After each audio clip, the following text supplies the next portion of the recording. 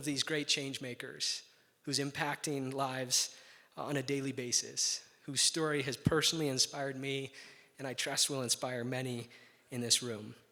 He's doing powerful work at the intersection of multiple fields of work: mental health, brain injury, substance use, supporting justice-involved individuals, and transforming lives. And so please join me in giving a warm welcome to your next storyteller, Jack Storti.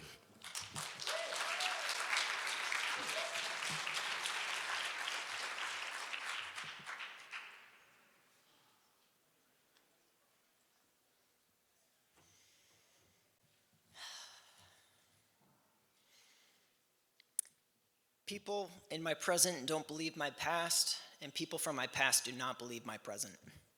Sometimes I still don't believe it. I wake up surprised and grateful to be alive and to be in recovery from substance abuse. See, when I was 8 years old, I was drunk. By age 13, I was using drugs all day, every day. By age 15, I knew I had a problem, a severe opioid addiction, but was not ready to receive any form of help. By 16, I was running the streets, fast life and crime, and by 19, I was sitting in jail looking at some serious prison time. And all throughout this, I was completely without hope. I was completely without a concept of a higher power, and I had no vision of the future. In fact, I didn't believe in the future. I had a true death wish. My goal was to be dead by the age of 18, and I tried. And when suicide didn't work, I just continued to use more and more drugs. On January 29th, 2009, I did die. I was pronounced dead in an ambulance due to a fatal overdose. I woke up the next day, though, to a paramedic sitting beside me in a hospital room. That's unheard of. He went the extra mile for me. Paramedics don't stay at the hospital. They continue along with the ambulance to go to the next crisis. But that's not the only protocol he broke. It turns out that he knew me. He had resuscitated me a week and a half prior from another overdose. And when my flatline was called and pronounced, he decided that he had to try again. And so he shoved past and tried one more time. And I'm so grateful that he put his life on the line to save mine.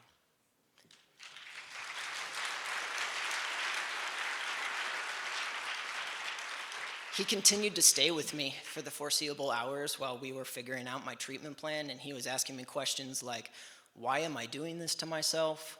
What did I see from my life? What was next? And I was dumbfounded. I didn't have answers for him, let alone for myself. But that day, that overdose, and his response changed my life. Not only did it propel my rocky up and down journey into recovery, but it also changed who I am. I woke up very different. I woke up angry and volatile on an emotional roller coaster of chaos and destruction. I woke up not knowing myself. I didn't understand decision making. I had a lack of impulse control. I didn't understand how choices connected to outcomes, let alone consequences. Family members said that they didn't know me anymore. I didn't know myself. I will always remember the day that my brother said that my personality was different and that all he wanted was his sibling back. Thankfully, I didn't go to prison and was given an extended intensive supervision probation term.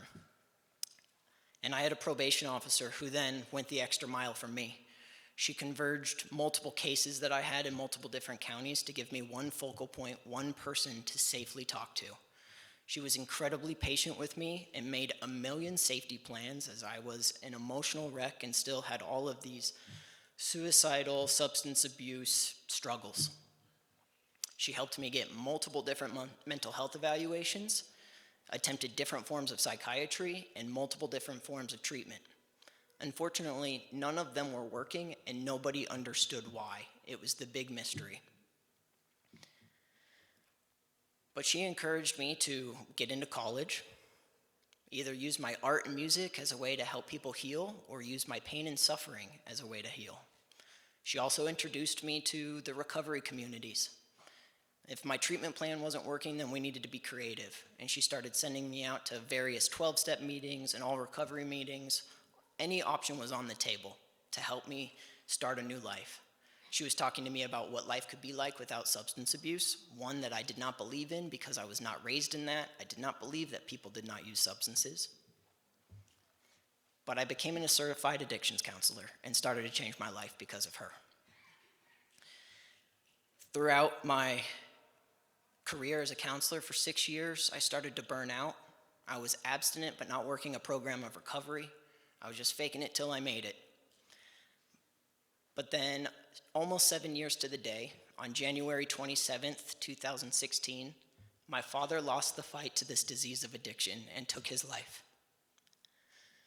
And that's when I had to acknowledge my burnout and step away from the field.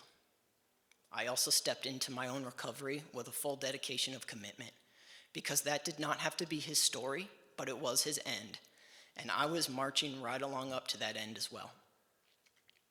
I got a sponsor who told me that my family's disease, the disease of addiction, it's not one that I'm responsible for, but I am responsible for my recovery. He went the extra mile with me, was super patient, dealing with my mental health and connecting me to all kinds of different resources. And he started to teach me the power of prayer and meditation, and invited me to cultivate a relationship with a higher power of my own understanding, one that's unconditionally loving and accepting, and that anything's possible in recovery. I continued to expand my professional career by getting into the brain injury community. I was invited to start a reentry program to identify brain injury survivors in the legal system, both in incarceration and also in treatment courts. But as I was working with these clients, I started realizing that I identified with them. They would describe strange things like feeling like their head was off and that they were dizzy, or that they didn't, understand what was being said and needed it repeated in different phrases. In 2021, a new assessment for brain injury was released. And when you think about brain injury, you might be thinking about car accidents and sports and violence. But there's also other kinds of brain injury that a lot of people don't talk about. And so I'm honored now to have a life of purpose to bring my story and awareness to the communities. Overdoses are a form of brain injury. When you constrict the brain of blood and oxygen, similar to a stroke, it harms the cells and causes damage. But with overdoses, we're also toxifying the brain with the poisonous drugs that are on board. I did wake up different. I woke up with a different brain, and it took 12 years to figure that out. Now these days, I screen people for brain injury history and help them get to know their brains. And hopefully I'm talking to them before it's 12 years too late. I'm fortunate to be here because I had people going the extra mile. But no matter who you are in here, no matter who you serve, 60 to 80% of the people that you serve have brain injuries, likely don't know it, and are not being supported. So I ask you, in our opioid crisis, how are you going to go the extra mile for someone else?